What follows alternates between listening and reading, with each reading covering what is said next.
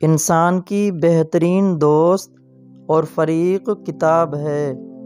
جو بندہ ارادہ کر لے اس کے لیے کچھ بھی ناممکن نہیں ہے۔ خیال سے زیادہ مضبوط چیز پوری کائنات میں نہیں ہے۔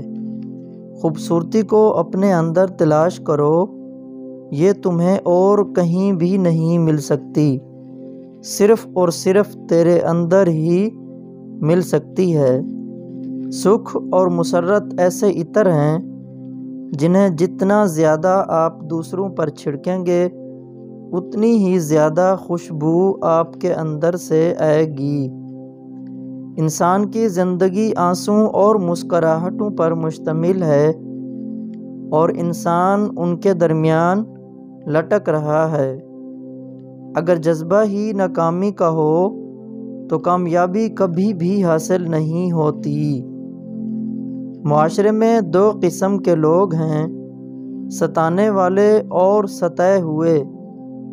ان کے ملنے سے معاشرہ بنتا ہے۔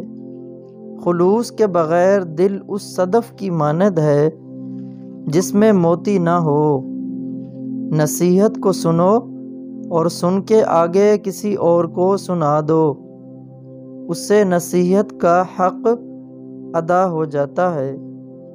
اچھا لباس پہن کر گنوار اور جاہل لوگ بھی مہذب کہلا سکتے ہیں، مہذب ہو نہیں سکتے۔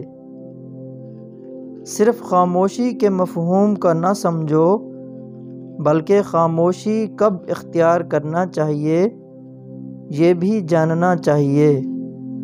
اگر تم چاہو تو اپنے خیالات کو بدل کر اپنی زندگی کو حسین بنا سکتے ہو۔